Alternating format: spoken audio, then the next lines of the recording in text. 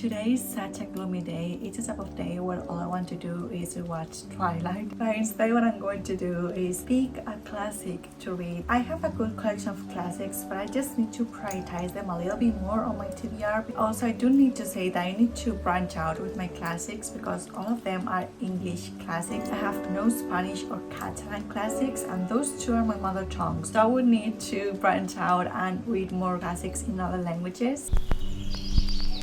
Let's start with my romantic classics. These two are the ones that are on top of my reading priorities. I just for some reason still haven't read them. The first one is Frankenstein by Mary Shelley. Yes, I know, I'm very aware that I need to read this book already. I don't know why I do this, but the more I think I'm going to love a book, the more I put off reading the book for some reason. Like, I've been meaning to read this book for the longest time, and I've actually started this book twice already. And then that's like the poems of Lord Byron. I've actually already started reading this book. It's on my currently reading list.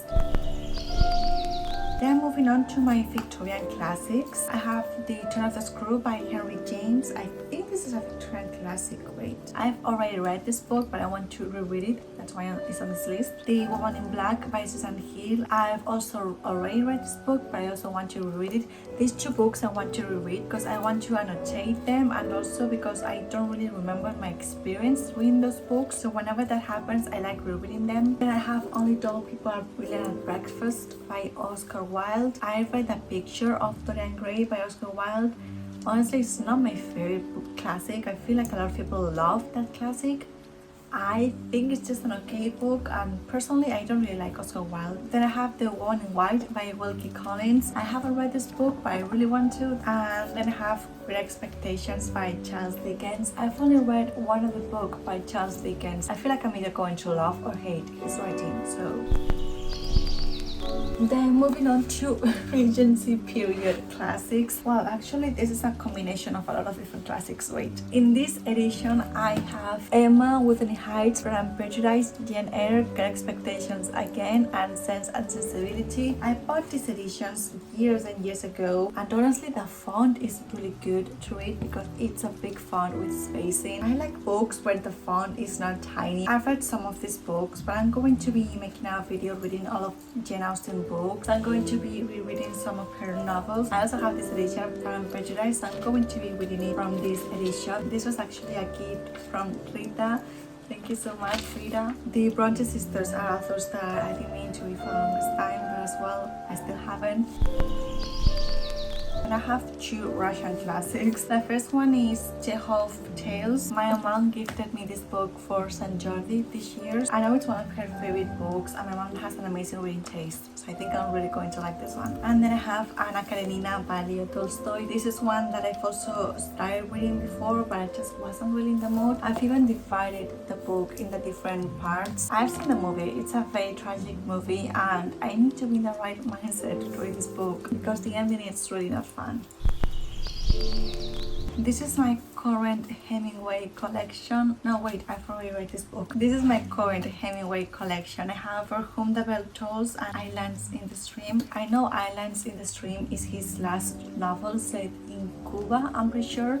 And then For Whom the Bell Tolls is about the Spanish Civil War. I've read 3 books by Hemingway and really like his writing style. His blunt, dry writing style is something that for some reason I really like. His writing style is really what captures me into the story because his characters never have character development. His plot is always very, I was going to say masculine, but it's written by a man from another time. For Whom the Bell Tolls is about the Spanish Civil War, and I've also read Fiesta de San Rises by him, and that book is majority based in Spain during the San Fermines. I'm Spanish, so I like reading about my culture from other people's point of view because it's always interesting to see how they perceive us, especially during that time, during the Spanish Civil War. Okay, now moving on to my last 2 piles of books. I lied, there's actually 4 piles of books.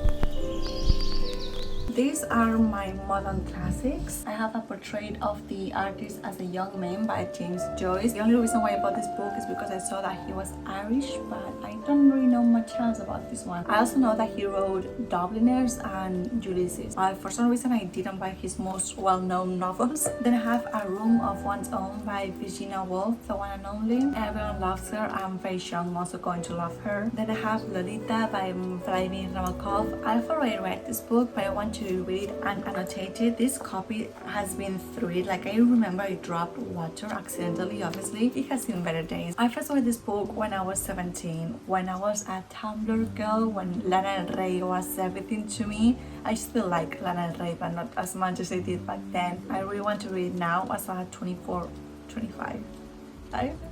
I'm getting old. Anyways, I want to read it now and see my experience with it. I don't know why my age is really throwing me off. Then I have two Shelley Jackson's books. I have The Haunting of Hill House and The Lottery and Other Stories. I've read 2 or 3 books. I feel like I've only read 2. I've read 2 other books by Shelley Jackson. She's my queen. I love her. Then here I have a combination of non-fiction books. The first one is by Nietzsche on the genealogy of morals. Then I have Plato, The Last Day of Socrates, and then I have Thomas de Quincey, Confessions of an English Opium Eater and Other Writings. The other writings are 2 sequels, which are Suspira Profundis and The English Male Coach. For some reason this book reminds me of Babel. Thomas de Quincey reminds me of one character of Babel. I'm not going to spoil anything for anyone, but you know, the English colonies with the opium crisis, it reminds me of Babel, of a certain plot of Babel by Arfgon. Then I also have Moby Dick by Herman Melville. I know a lot of people don't like this book. I actually don't know anyone that has read it, like no one in my personal life. So I cannot talk about this book with anyone, so hopefully when I read it, I will like it.